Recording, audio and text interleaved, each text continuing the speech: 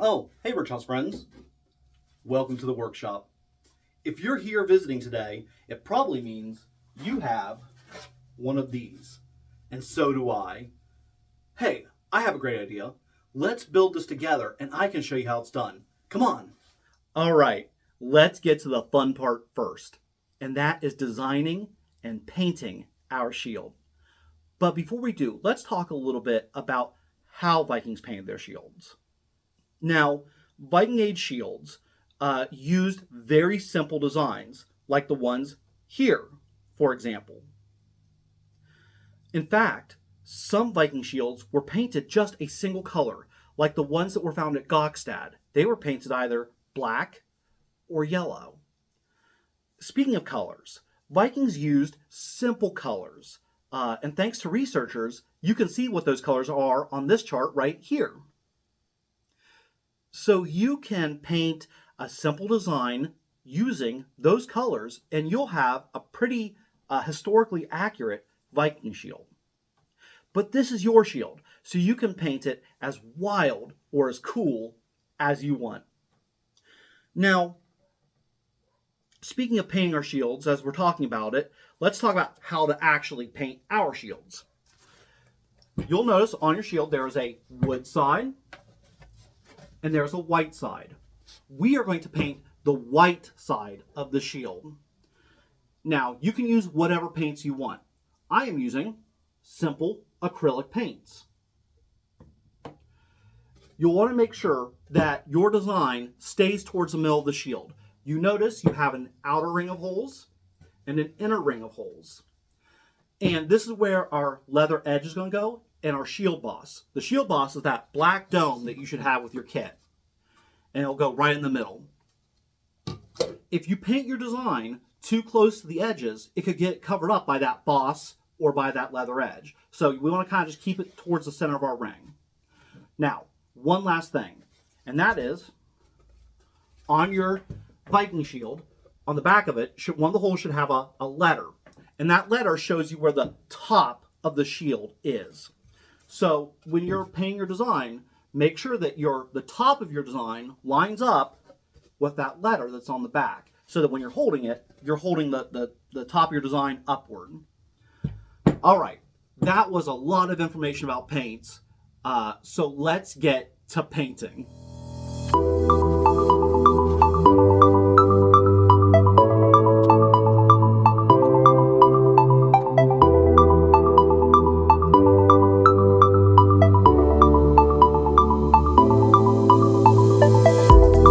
Time out. You want a pro tip? Would you like to make nice, clean, straight lines on your shield?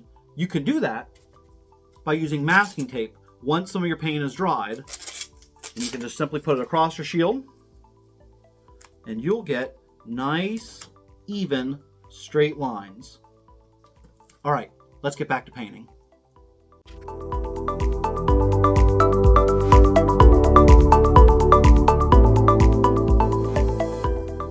Our shields are painted. Let's give them a little time to dry.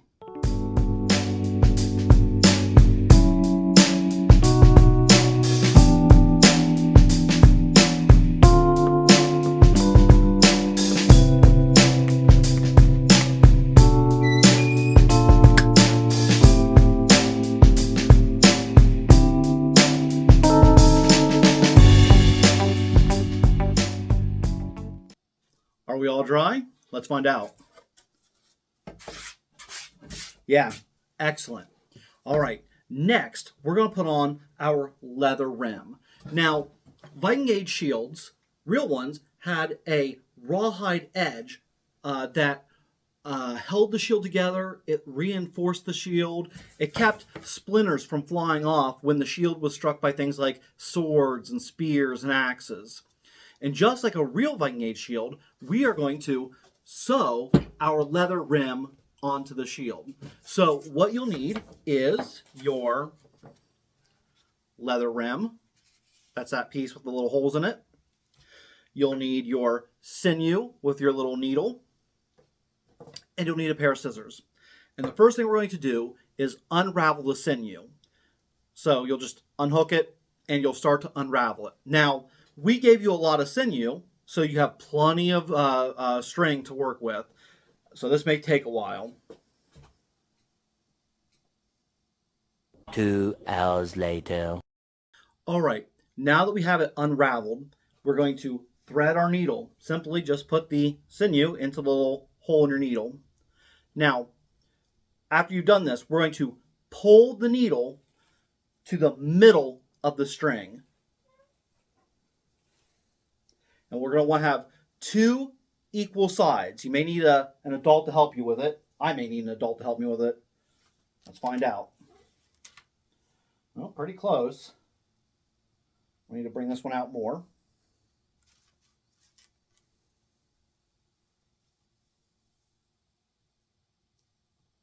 Make sure you don't get yourself knotted up.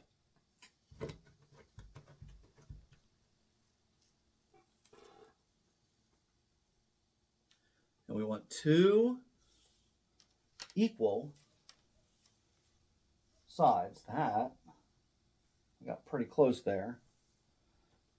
All right. When you have 2 equal sides on either side, we are going to just take these 2 loose ends and we're going to tie them together. We're going to make a knot. So loop them, pass them through, just like you're going to start tying a shoe. And like so. Now, I like to do this a couple times. I like to do this 2 or 3 times so I get a nice big knot. And the reason we're going to do that is so that the knot doesn't pass through the holes as we sew the shield together. I'm going to do it 3 times. I think these holes seem like they're kind of big. Just like that.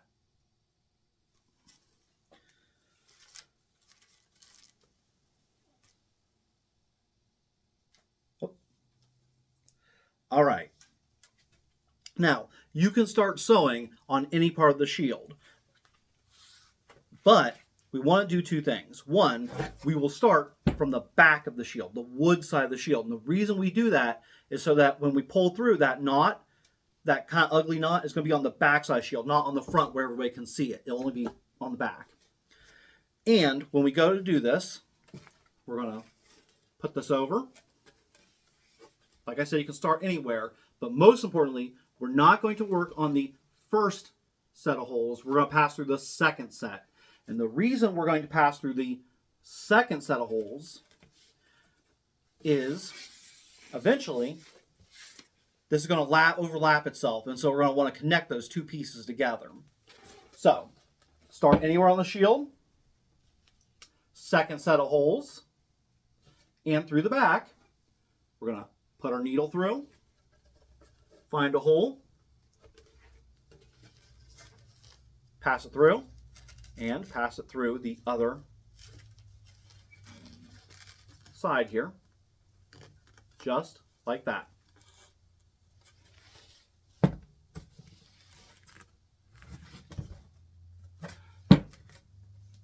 we're going to pull it through, and you're going to pull it all the way through until we get to that knot.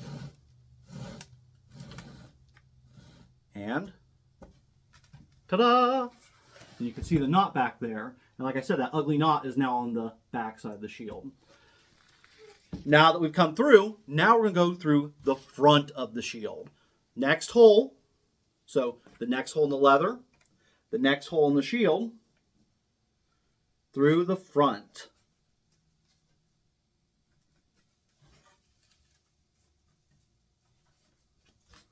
And just like we did before, we're going to pull through.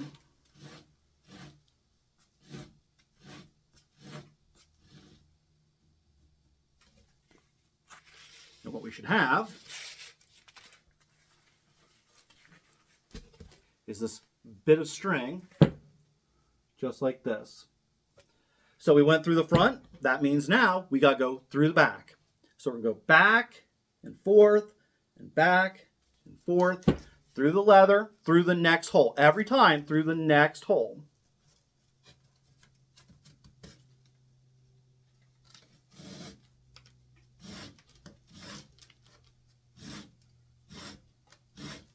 Pulling through.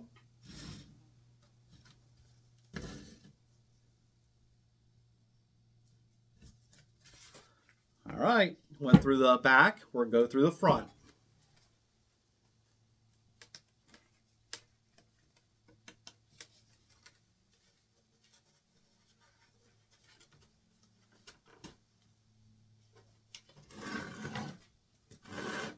And pull it all the way through. All right, so we're going to go back and forth, or front to back, front to back, front to back, and just going to the next hole over. And we're going to do that until we get to the last hole. So I'll catch up with you in just a moment.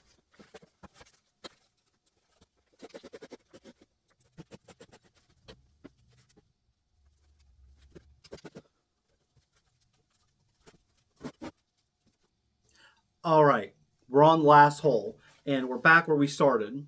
Now remember I said we're going to overlap these. So whether you're on the front or back, you're going to go the direction that you last went. And we're going to go through the hole of the first leather, through the hole of the second leather, through the last hole, through the hole of the first leather on the other side, through the hole of the new leather on the other side. And let's pull it tight. Like so. All right, now we have this little flap here that's left over. We don't need this. So what we can do is just cut that off.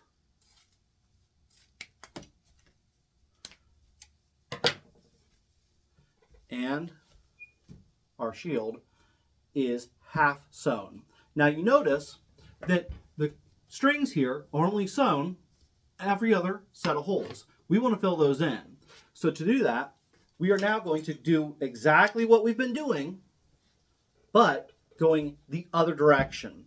So I came through the front, I'm going to go through the back, but now instead of going to the next hole, I'm going to go back to the last hole I did, this hole. So put my needle through, like that.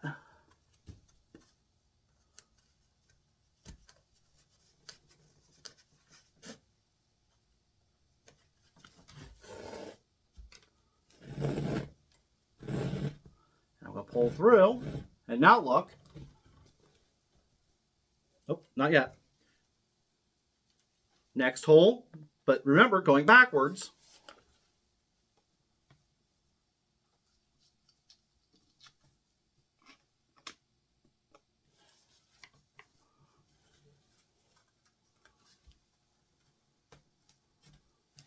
Through. And notice, remember, we have this gap here between the stitches we made, but because we're going back the opposite direction, that's going to fill in. So just like we did before, one more time, sewing back the way we came.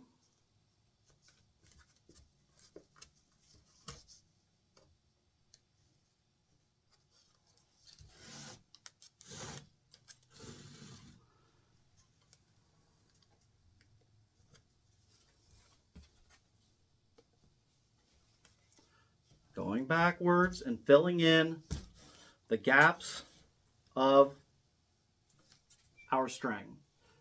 All right, let's keep going.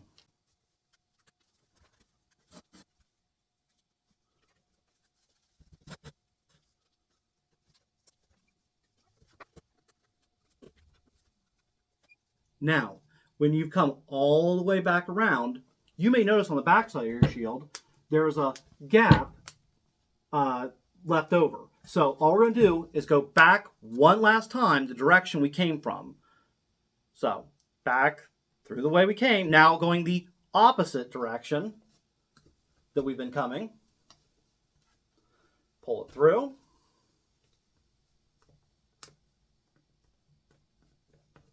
And we're going to fill in that gap, just like so. But now, strings on the front. We don't want to put the knot on the front, remember? So we're going to come back through. This is the last one we're going to do. Back through. Oh, getting tangled here. Make sure I don't make a knot. And one last time. And now our shield is completely sewn all along the front and completely sewn all along the back. Now, with this little bit of extra string we have, what we're going to do is we're going to slip it through one of these stitches we've made. So we have a loop. Hold that loop, bring the needle through, and pull tight. We are going to clip the needle off, set that aside, and take your string and make a couple knots. Just like so. Just like you're about to tie your shoes. Now I like to do 2 or 3. We'll go ahead and do 3 so we have extra reinforcement there. And we're going to cut off these tails. We're going to leave a little bit of, just a little tail behind, but we're going to cut off all this excess. That's all gone. And you should have something on the back that looks like this. And dude, that is pretty cool. So let's get finishing this. And what you'll need to finish this is your shield boss, your handle. You should have 2 long screws and 2 short screws. And 4 of these little nuts, these little black nuts that are going to go on the back of your shield. So, what is a shield boss? This black dome piece. Well, Viking shields are held, real Viking shields were held by a single handle that sat on the back. And to make room for the hand, a center hole would have to be cut. Now, obviously, this kind of leaves your hand exposed and lets somebody come in and hit you in the hand with a sword or a spear or something. So, they had an iron dome that sat on the center of the shield that would protect the hand. So, to put on our boss and to put on our handle, we are going to screw it all together. A real Viking shield is riveted together. That means a bit of metal bolt or nail goes through the front, and then the metal is pounded until it rivets the whole shield together. So, on the back of your shield, remember that letter? Well, that's really important because on the back of your handle is a letter. And those 2 letters match up. So we're going to put the letter to the letter. We're going to take one of our long screws, put it through our boss, put it through the top of our shield here.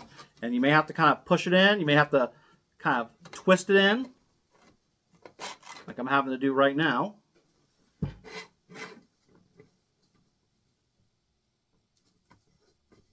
There it is. Push through just like that. We'll start with the letter hole. So the screw goes through the boss, through the front of the shield, right where the letter hole is, and we're going to use the hole on the handle that has the letter, matching the letter pieces together. And we're going to want one of these nuts. Now, something I don't have with me is a screwdriver, which is part of what you'll need. So, let's grab a screwdriver. Perfect.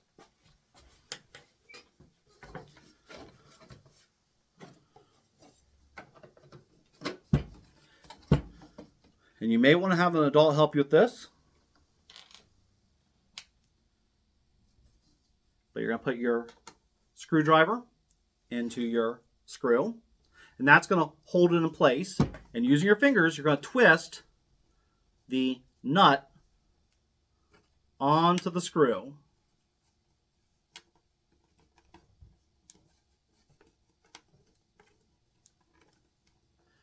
May take you a second to get it.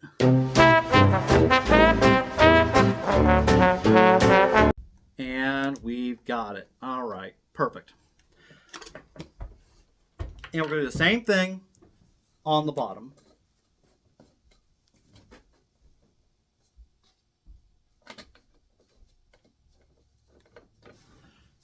Find the holes.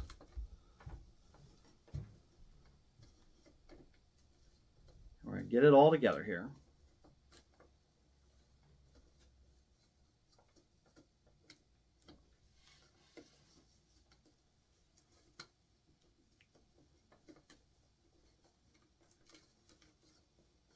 You may have to twist it on. You may have to screw it on if need be. There it is. Push that right through. And just like we did for the top,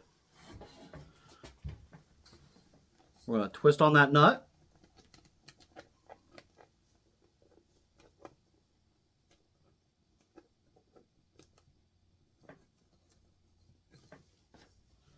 Use a screwdriver to hold it in place.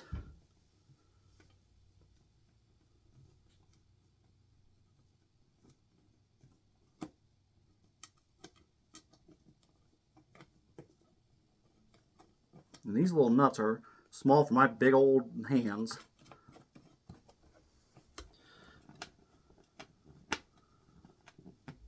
Now you can hold the nut in place with your hand and then screw that screwdriver so it goes all the way through. I'm going to hold that nut in place.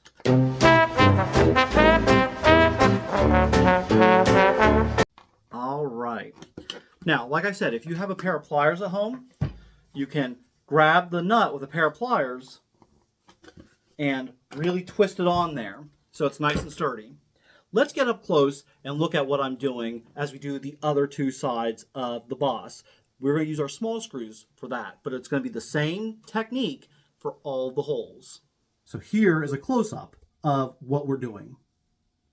Here's our hole, and we have our screw. And we're just going to put that screw right through the hole. Now, you may need to twist it in. You may be able to push it in, but you might have to twist it in too, and that's okay.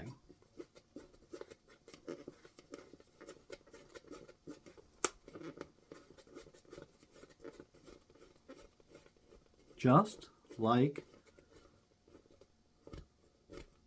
so. All right, let's look at the back side. We can see the screw sticking through the back side. And we have our nut, the little piece here. And that is going to thread right onto the screw bit.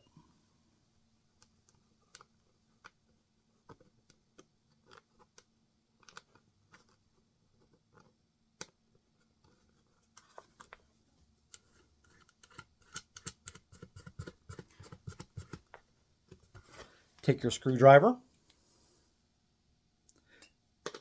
and you're going to hold the screw or hold the nut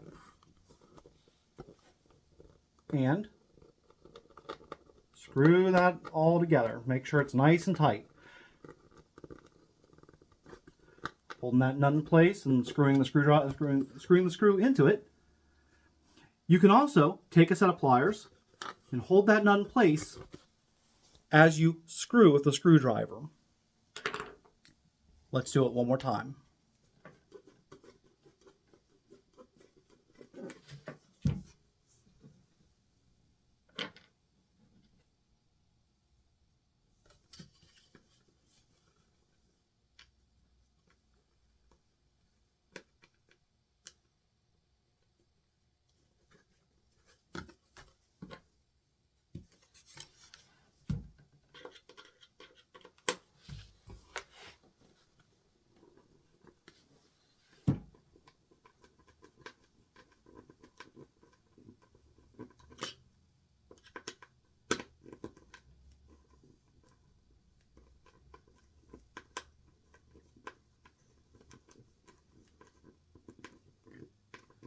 And done.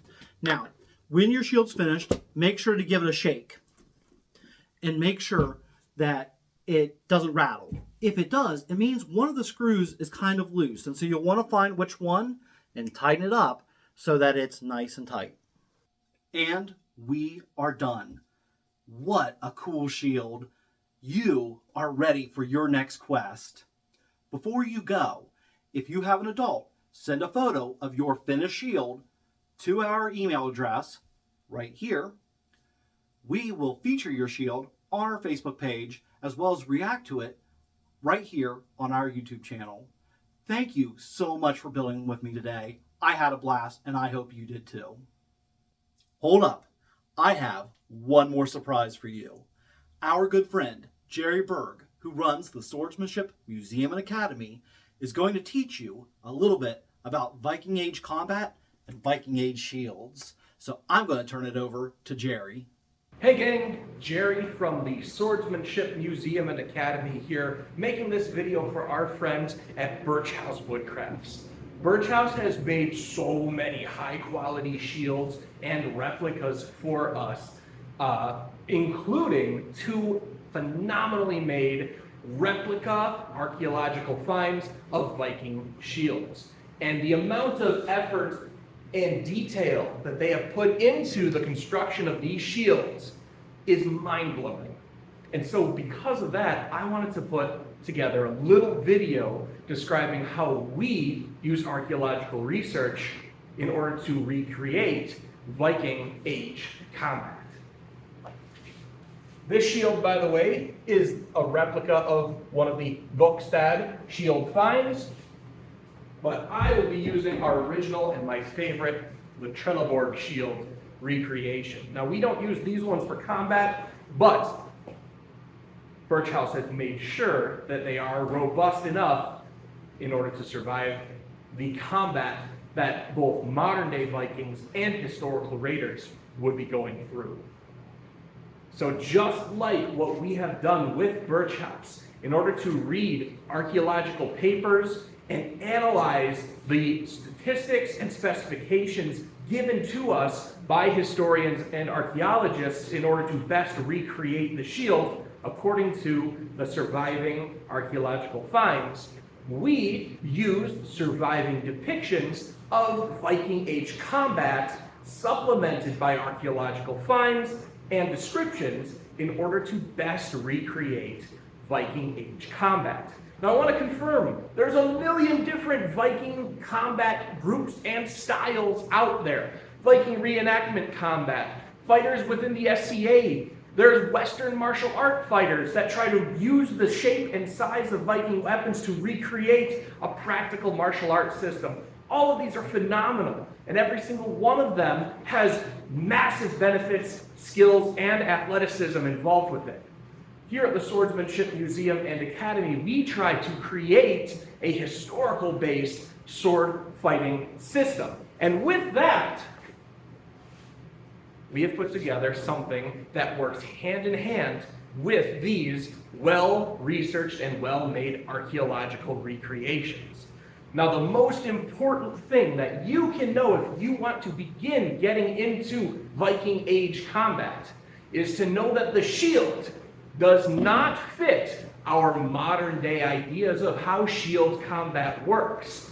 Instead, these Viking Age shields are incredibly thin and incredibly light, and combined with the ability to hold it in the center rather than having it strapped to your forearm, creates a very mobile and active defense that can be used both in conjunction with your sword or as a separate piece to knock aside opponents' weapons, creating openings that you can then take advantage of with your blade. In addition to that, because you're holding it in the center, the shield itself can act as a weapon, as a massive amount of weight when compared to the weight of an average human fist. With an additional 1.5 feet of length in front of it, the shield itself, being cocked back and held next to the head in a horizontal manner, can be used to punch forward and knock your opponent in whatever vital spot you want. One last thing to note is that these Viking shields are, in fact, very thin. Incredibly thin when you look at it from this perspective. They would, of course, be able to block against arrows or sword cuts or possibly even some spear thrusts. But when you look at surviving depictions of Viking Age combat, you'll frequently see that the Vikings are not holding their shield all the time this way, but frequently holding it this way. This turns what otherwise would be a really small shield, sometimes only a few millimeters thick in spots, into a shield that might be thin, but it's about 1.5 feet deep, taking sword hits on the rim that have no hope of getting through to your vitals. All in all, the Viking shield is a very active and mobile defense, used both in conjunction with the sword or sometimes independently. There's a whole world of interpretation out there, and I encourage you, with the help of Birch House Woodcrafts, to go and explore it on your own. Thank you, Birch House Woodcrafts. You guys have been fantastic, and we're really excited to see what other cool historical products you're going to pump out in the future. Take care.